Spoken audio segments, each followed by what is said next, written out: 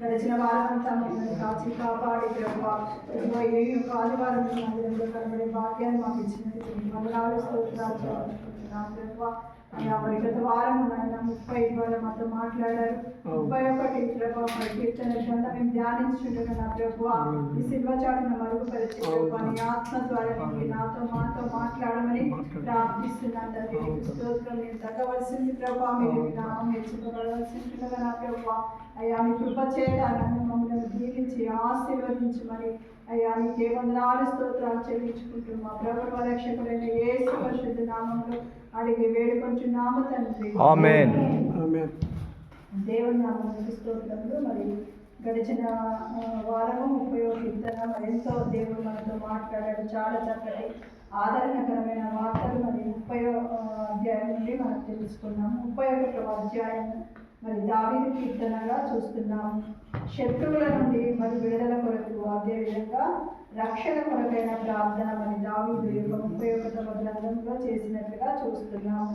మరి దావీదు జీవితంలో మరి ఫస్ట్ నుంచి కూడా మనం చూసినప్పుడు మరి శత్రువుల నుండే తనకు మరి విడుదల కావాలని ఆయన ప్రార్థిస్తూ వస్తున్నాడు. అనుదినము శత్రువుల బాధ పడుతున్నాడు. అనుదినము దేవుడు మరి విడిపిస్తూ విజయాన్ని ఇస్తూ వస్తున్నట్లుగా కూడా మనం చూస్తున్నాము. అయితే విడుదల కొరకు మరి రక్షణ కొరకు కూడా మరి దావీదు మరి ప్రార్థన చేసినట్టుగా ఈ యొక్క అధ్యాయంలో చూస్తున్నాము.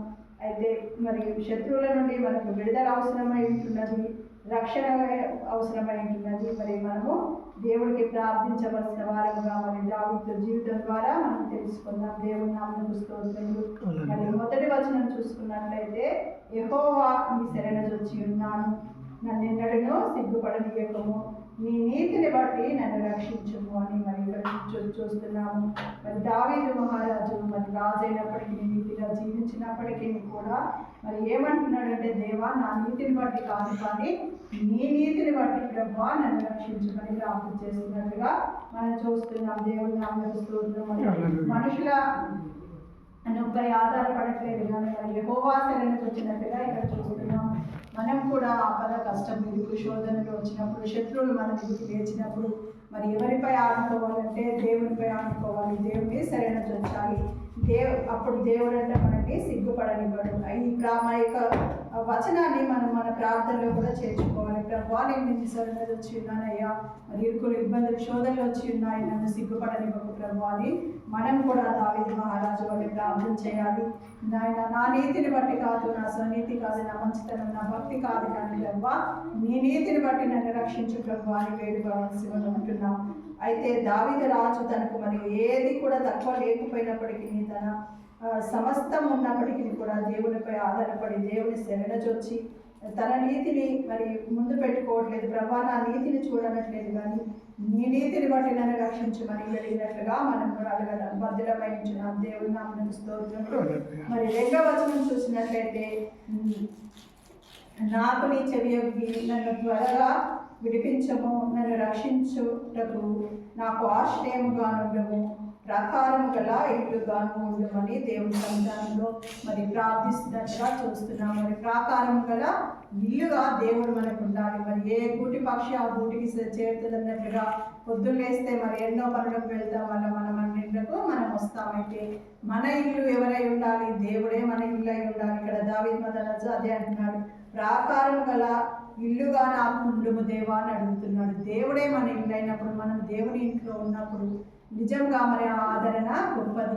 ఆ ఆదరణకు మించిన ఆదరణ ఇంకా ఏమీ కూడా లేదు. మరి అటువంటి రక్షణ కొరకైన మనకు నన్ను రక్షించడానికి నాకు ఆశ్రయ శైలంగా ఉండుము, నా ఇల్లుగా నీవు ఉండు ప్రభువా అని దేవుని సన్నిధానంలో మనం ప్రార్థించాలి. దేవుని నామమునకు స్తోత్రం. 3వ వచనంలో, నా కొండ నీవే, నా కోట నీవే, నీ నామమును బట్టి త్రోవ చూపి నన్ను నడిపించుము, నా ఆశ్రయ దుర్గము నీవే అని మరి ఇక్కడ చూస్తున్నాం. దేవుని నామమునకు స్తోత్రములు. మరి మన కొండ, మన కోట, మన ఆశ్రయ దుర్గం, మన దాగు చోటు ప్రభువే. దేవుని నామమునకు స్తోత్రం కలుగును గాక. మరి నీ నామమును బట్టి నాకు త్రోవ చూపుము దేవా అని మరి అడుగుతున్నట్టు చూస్తున్నాం. దేవుని నామము మరి ఎంతో గొప్పదండి. మరి ప్రార్థన చేసినప్పుడు కూడా యేసు నామంలోనే అడిగి ప్రార్థన చేస్తాం కదా. మరి యేసు నామంలో ఏది బంధించినను అది బంధింపబడుతుంది, ఏది విడుదల చేసినను అది విడిపింపబడుతుంది.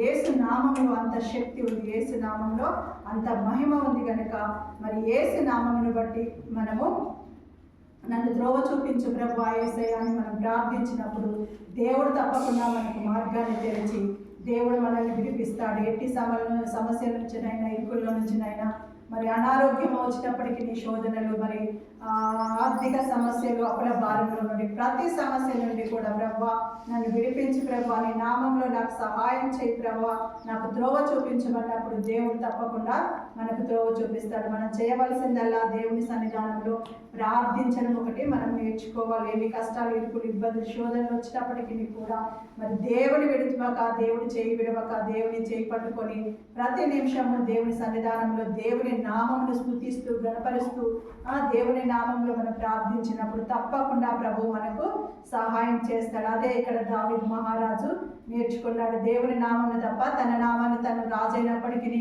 అనేక రాజ్యాలకు ఆయన రాజైనప్పటికీ ఆయన నామాన్ని ఆయన హెచ్చించుకోలేదు. కానీ దేవా నీ నామమును బట్టి నాకు ద్రోవ చూపమని అడుగుచున్నట్లుగా మనం చూస్తున్నాం. దేవుని నామమునకు స్తోత్రం కలుగును గాక. అందుకే దేవుని నామాన్ని మనము హెచ్చించే వారముగా ఉండాలి. దేవుని నామమునకు స్తోత్రములు. 5వ వచనంలో చూసుకుంటే, నా ఆత్మను నీ చేతికి అప్పగించుతున్నాను, యెహోవా సత్య దేవా నన్ను విమోచించువాడవు నీవే అని మరి దేవుని వాక్యమును చూస్తున్నాం. ఇక్కడ దావీదు మహారాజు మరి అలసి సొమ్మసిల్లిపోయి, ప్రభా ఇక నా వల్ల కాదు, శత్రువులతో నా ఆత్మని అప్పచెప్పుకుంటున్నాను ప్రభా అన్నట్టుగా మనం చూస్తున్నాం. అంటే సమస్తమిగా దేవుని చేతికి అప్పచెప్పుకున్నప్పుడు దేవుడు తప్పకుండా సహాయం చేస్తాడు. మరి ఇదే విధంగా లూకాసు వార్తలో మనం చూసినట్లయితే, లూకాసు వార్త 23వ అధ్యాయము 46వ వచనంలో చూసుకుంటే, యేసు ప్రభు కూడా శిలువకు అప్పగింపబడినప్పుడు మరి శిలువలో ఆఖరిగా మరి ఆయన తను పలికిన మాట మనం ఇక్కడ చూడవచ్చు. అప్పుడు యేసు గొప్ప శబ్దంతో కేక వేసి, తండ్రి నీ చేతికి నా ఆత్మను అప్పగించుకుంటున్నాను అని. మరి ఆ విధంగానే మరి దేవుడికి యేసు ప్రభుకు మాదిరిగా కూడా మరి ఇక్కడ దావీదు మహారాజు నా ఆత్మను చేతికి అప్పచెప్పుకుంటున్నాను అన్నట్టుగా మనం చూస్తున్నాం. స్తోత్రం.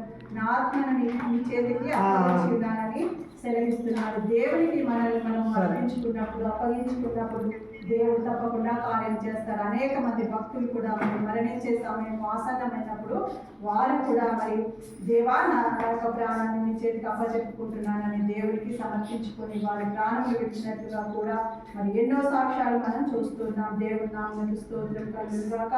మరి 6వ వచనంలో చూస్తే, నేను యెహోవాను నమ్ముకొని ఉన్నాను, వ్యర్థమైన దేవతలను అనుసరించు వారు నాకు అసహ్యులని మరి ఇక్కడ దావీదు మహారాజు సెలవిస్తున్నాడు. దేవుని నామమునకు స్తోత్రములు. ఆయన యెహోవాను నమ్ముకున్నాడు. తనకున్న దేనిని కూడా తను నమ్ముకోలేదంట. కానీ మరి యెహోవాని నమ్ముకున్నాను. వ్యర్థమైన దేవతలు అంటే మరి బయట దేవతలనే కాదండి, మనకున్న మరి ప్రతిదీ కూడా దేవుని కన్నా ఎక్కువ ఏదైతే ప్రేమిస్తామో అది మనకు ఒక దేవతగానే ఉంటుంది కనుక దేనిని కూడా మనం దేవుని కంటే ఎక్కువగా ప్రేమించవద్దు. మన పిల్లలైనా, మన ఇంటినైనా, మనకున్న సమస్తాన్నైనా, మన బట్టలే కానీ, బంగారమే కానీ దేవుని కన్నా అది మనకు ఎక్కువ కాకూడదు. అది మనకు విగ్రహంగా మనకు ఉంటుంది కనుక దాని మీద మనం మనసు పెట్టుకొనక దేవునిపై మనసు పెట్టుకొని దేవుని ఆరాధించినప్పుడు దేవుడు తప్పకుండా మనకు సహాయం చేస్తాడు. వాటిని మరి మనకు దేవుడే ఇచ్చాడు కనుక దేవుని స్తుతించాలి. కనుక చెట్టు మనం నాటినాక చెట్టు ఫలంలో మనం భుజించి సంతోషించాలి. కానీ ఆ చెట్టులో నుంచే ఒక బొగ్గు తీసుకొని పూజించే వారంగా మనం ఉండకూడదు. దేవుని నామమునకు స్తోత్రం. దేవానికి స్తోత్రము తండ్రి. 7వ వచనం చూసినట్లయితే, నీవు నా బాధను దృష్టించి ఉన్నావు, నా ప్రాణ బాధను నువ్వు కనిపెట్టి ఉన్నావు, కావున నీ కృపను బట్టి నేను ఆనంద భరితుడనై సంతోషించు. దేవుని నామమునకు స్తోత్రములు. మరి దావీదు ప్రార్థన చేసుకుంటూనే తను ఎంతో బాధలో ఉన్నట్టుగా చూస్తున్నాం. నా బాధను నువ్వు దృష్టించి ఉన్నావు, నా ప్రాణ బాధను నువ్వు కనిపెట్టి ఉన్నావు దేవా, అయినను నా సమస్యలన్నిటి నుండి నన్ను విడిపించి నన్ను ఆనందభరితిగా చేస్తామని ఒక విశ్వాసము, ఒక నమ్మకముతో ఆయన ప్రార్థించినట్లుగా ఇక్కడ చూస్తున్న బాధలున్నాయి, సమస్యలున్నాయి, అయినను తను దేవుని సన్నిధానంలో మోకరించి నా బాధను చూసావు ప్రభా, నా ప్రాణ బాధను కనిపెట్టి ఉన్నావు, కావున నీ కృపను బట్టి నేను ఆనందభరితుడనే సంతోషిస్తానని మనసెలవిచ్చినట్టుగా దేవుని సన్నిధిలో చూస్తున్నాం. అన్నా కూడా ఆ విధంగానే కదండి, దేవుని సన్నిధానానికి మరి బిడ్డలు లేనప్పుడు వచ్చి ఏడ్చి ప్రార్థన చేసి మరి దేవుడి సన్నిధానంలో దేవుడు నాకు ఇచ్చాడనే నమ్మకంతో సంతోషంతో తన ఇంటికి వెళ్ళి ఇక ఆ బాధను మర్చిపోయి సంతోషించినప్పుడు దేవుడు ఆమెను కనికరించి ఆమెకు గర్భఫలం ఇచ్చినట్లుగా మనం చూస్తున్నాం.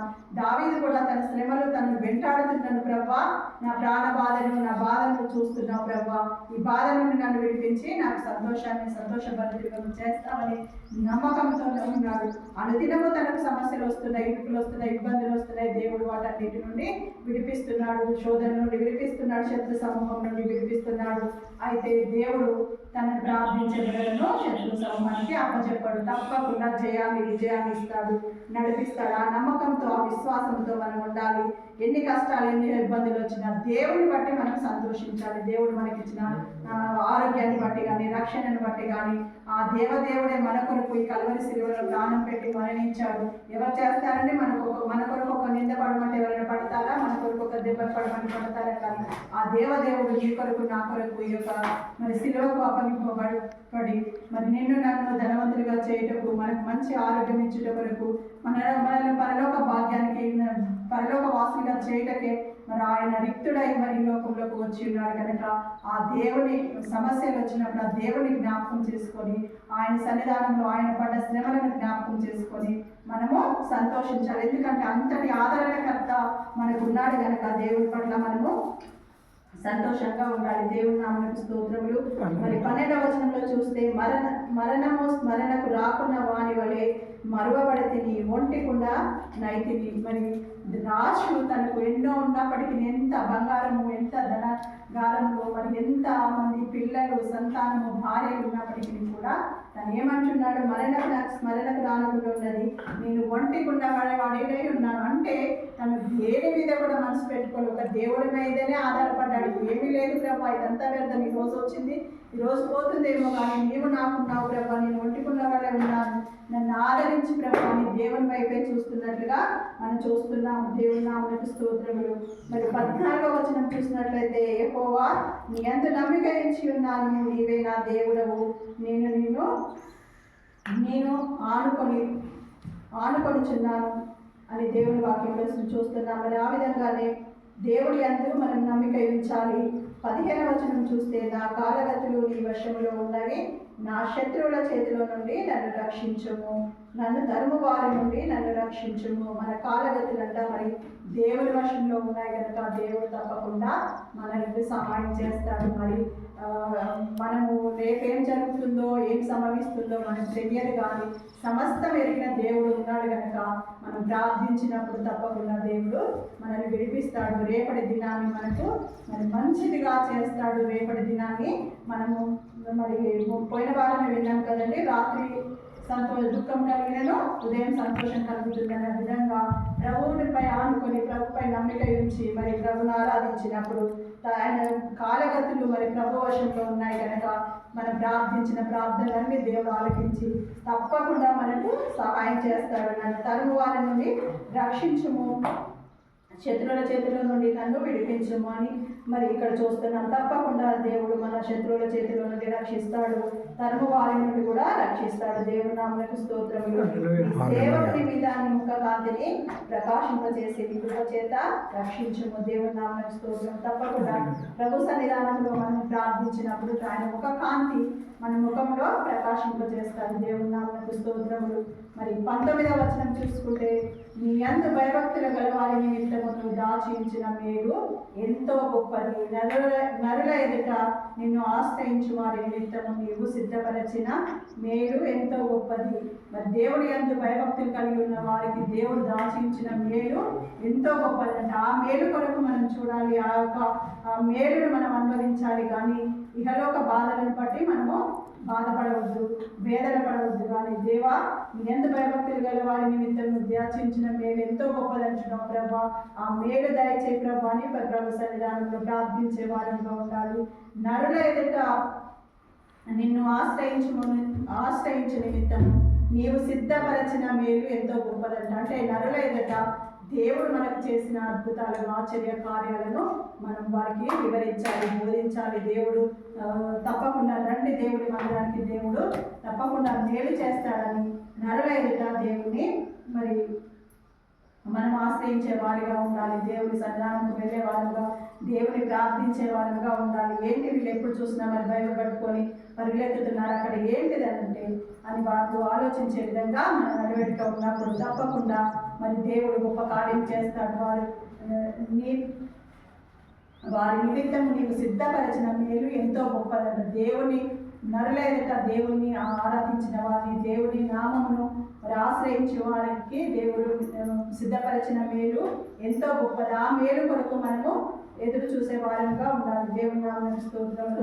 22వ వచనం చూసినట్లయితే, భీతి చెందిన వాడనై నీకు కనబడకుండా నేను నాశనమైతే అనుకుంటేని, అయినను నీకు మొరపెట్టగా నీవు నా విజ్ఞాపన ధ్వని ఆలకించుతుంది. దేవుని నామమునకు స్తోత్రములు. మరి భీతి చెందిన వాడనై నేను నాశనం అయిపోయాను ప్రభు, ఇక నాకు ఏ ఆధారం లేదు అని ప్రభు మరి దావీదు మహారాజు అనుకున్నాడంట. మరి రాజు ఆయనకి ఏ కష్టాలు లేకపోయినా ఆయనే అట్లా అనుకుంటే, మనం ఈ లోకంలో ఉన్న మానవ మాత్రులము. మరి మనకు సమస్య వచ్చినప్పుడు మనం కూడా అనుకుంటాం, అయ్యో ఇక నా పని అయిపోయింది, నాకు ఏమీ లేదు, ఏ ఆధారం లేదు అనేసి అనుకుంటాం. కానీ ఎప్పుడైతే దేవుని సన్నిధానంకు వెళ్ళి మొరపెడతామో ఆ మొర తప్పకుండా దేవుడు నీవు నా విజ్ఞాపన ధ్వని ఆలకించితివి. దేవుడు తప్పకుండా మరి మన విజ్ఞాపన ధ్వని ఆలకించి అట్టి సమస్యల నుంచి మనల్ని విడిపించి సమాధానం చేత మేలు చేత మనల్ని నింపుతారు. దేవుని నామమునకు స్తోత్రములు.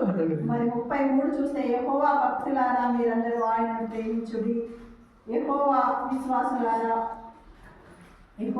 విశ్వాసులను కాపాడును, గర్వంగా ప్రవర్తించు వారికి ఆయన గొప్ప ప్రతీకారం చేయను. మరి ఎట్టి విషయంలో మనం గర్వపడదు, కానీ యెహోవా భక్తులారా మీరందరూ ఆయనను ప్రేమించాలి. ప్రేమించే వారంగా, మనం దేవుని ప్రేమించే వారంగా, దేవుని ఆరాధించే వారంగా, స్తుతించే వారంగా ఉండాలి. యెహోవా విశ్వాసులను కాపాడను. ఎవరిని కాపాడతాడంటే దేవుడు మరి విశ్వాసాలను కాపాడుతాడు. దేవుని మీద ఆశ పెట్టుకొని విశ్వాసంతో ప్రార్థించినప్పుడు దేవుడు తప్పకుండా మనల్ని కాపాడుతాడు. అదే ఇక్కడ చెప్తున్నాడు దేవుడు. మరి గర్వంగా ఉండకూడదు, కానీ యెహోవాయందు భయభక్తులు కలిగి మీరందరూ ఆయనను ప్రేమించినప్పుడు యెహోవా విశ్వాసులను కాపాడుతానని దేవుడే మరి మనకు వాగ్దానం చేస్తున్నట్టుగా చూస్తున్నాం. దేవుని నామమునకు స్తోత్రములు. మనం ప్రార్థించి విశ్వాసంతో ఉన్నప్పుడు తప్ప కొంచెం ఆలస్యం అవుతుందేమో, కానీ అది పరీక్షాకాలంగా ఉంటుందేమో, కానీ తప్పకుండా దేవుడు మన విశ్వాసాన్ని కాపాడుతాడు. దేవుని నామమునకు స్తోత్రములు. మరి చివరిగా 24వ వచనం చూసుకున్నట్లయితే, యెహోవా కొరకు కనిపెట్టు వారులారా మీరందరూ మనసున ధైర్యం వహించి నిబ్బరంగా ఉండండి. దేవుని నామమునకు స్తోత్రం. మరి దావీదు మహారాజు మరి ప్రతి అధ్యాయంలో కూడా తనను తాను మరి దేవునికి సమర్పించుకుంటూ మరి శత్రువుల కొరకు విజ్ఞాపన కోరుతూ మరి రక్షణ కోరుతూ మరి అందరినీ కూడా తన చుట్టూ ఉన్న వారిని కూడా హెచ్చరిస్తున్నట్టుగా చూస్తున్నాం. యెహోవా కొరకు కనిపెట్టు వారులారా మీరందరూ మనసున ధైర్యం వహించి నిబ్బరంగా ఉండండి అని మరి అందరినీ కూడా హెచ్చరిస్తున్నట్టుగా చూస్తున్నాం. మనం కూడా మన ఇంట్లో వారిని మరి కష్టాలు వచ్చి మరి బాధపడుతూ వేదనతో ఉన్నప్పుడు ఒకరినొకరు ధైర్యపరచుకోవాలి, కొనుక్కోవాలి. మన బంధువులు స్నేహితులు బాధలో ఉన్నప్పుడు ఈ విధంగా మరి యెహోవా కొరకు కనిపెట్టుకొని ఉండండి. మీరు మనసున ధైర్యం కలిగి ఉండాలి, నిబ్బరం కలిగి ఉండండి. దేవుడు మీకు సహాయం చేస్తాడని వారిని ఆదరించే విధంగా, ప్రోత్సహించే విధంగా ఉండాలి. దేవుడి వాక్యం మనందరి వీటిలో దీవించి కృపాధన్యత దేవుడు మనందరికీ అనుగ్రహించిన కాక.